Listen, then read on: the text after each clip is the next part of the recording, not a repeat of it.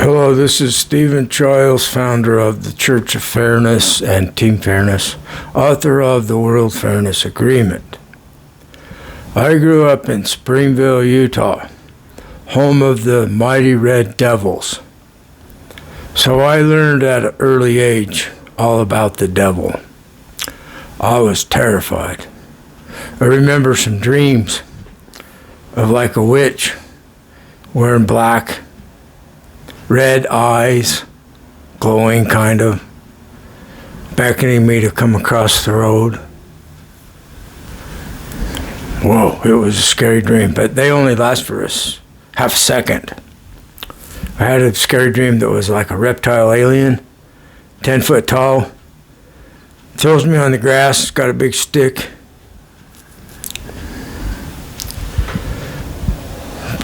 I think it was more like a quarter of a second of terror. So I was just told they don't want him in Springville. Keep him out of Springville. It might be Judas.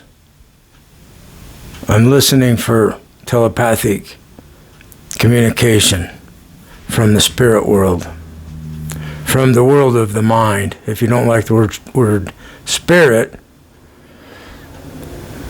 I don't think there's a creator that has all knowledge and all power. I serve the all-powerful. And I think that we've learned a lot about the all-powerful with science. So when I start talking like this, it's pissing somebody off that's in the world of the mind. Good, because what I was told a long time ago is that I am Wendy's self. What? I was going to AA at the time, and so was she. And the Big Book of Alcoholics Anonymous says we had to find a power greater than ourselves to solve our problems. And at the time, I'm basically atheist, and I was interested in Ramana Maharshi and self-knowledge. And the Big Book of AA is against self-knowledge. And the Big Book of AA says there's one that has all power, that one is God. Well, that's somebody's opinion. So I'm just calling it the all-powerful. I'm not even saying that it's one, or none, or two, or it's just the all-powerful. You can figure it out what it is. There's a lot of people at AA that say their God, what they call God, is everything. So they have a concept of God. AA says you can choose your own concept of God or higher power, your own concept of what is all-powerful. So I don't know, it's just all-powerful. So they're telling me that don't want somebody in in Springville, my hometown, home of the mighty Red Devils. And then they say, you're starting to piss me off, and I'm just glad. I couldn't be happier to make them angry. I'm not afraid of their anger. So going back to this dream where I'm told that I'm Wendy's self. So I'm realizing it must mean that they own me, because I'm hearing that they're not letting me go. Like I'm their object to use and abuse, exploit, steal my position, steal my power, take credit for what I'm doing as theirs, because after all, I'm their self. Well, now Their self owns them. Their self is going to utterly defeat them and punish them severely unless they stop doing others wrong and caring about everyone. Then they receive forgiveness. They can have forgiveness all they want. They're totally forgiven right now and they don't have guilt for anything at all. And if they're doing someone wrong, their self is going to beat the hell out of them.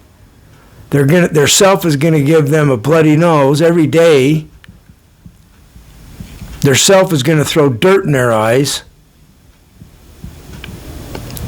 until they stop doing their self wrong. And I was told I'm their self. Their self owns them. Not the other way around. They don't own their self. Their self owns them.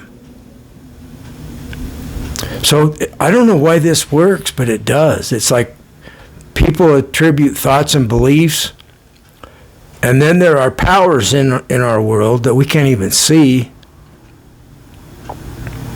Powers that can cause their nose to bleed.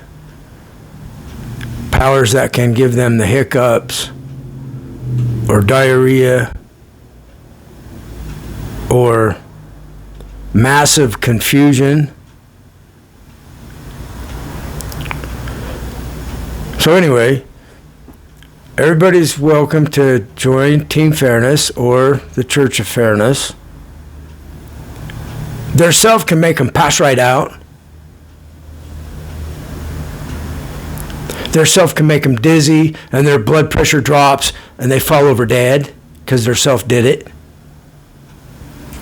See, there two can play at this game. And this is what it is. It's a mind game.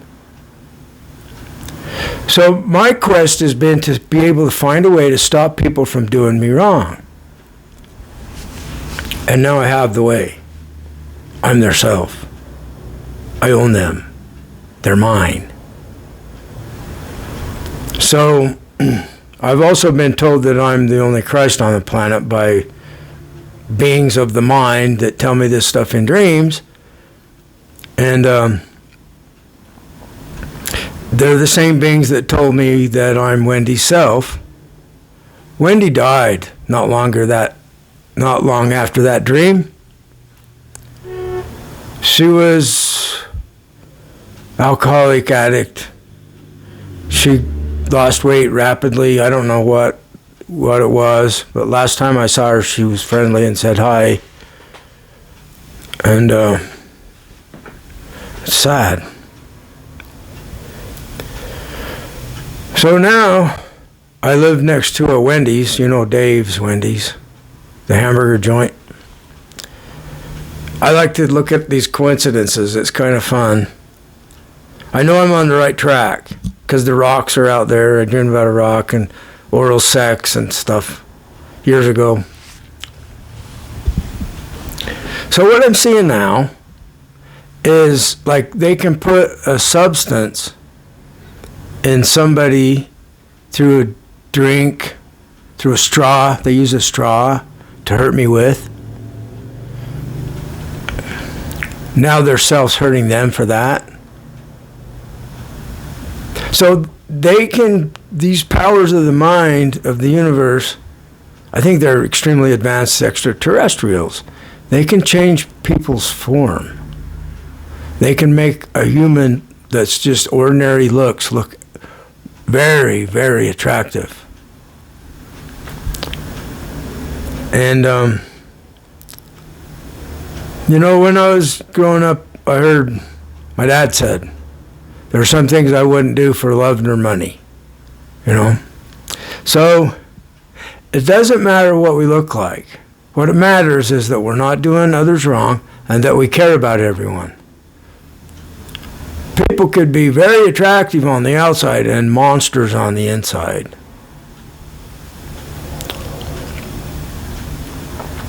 So when this character in the world of the mind says, keep him out of Springville, I'm in Springville right now, in a sense, because the internet's everywhere.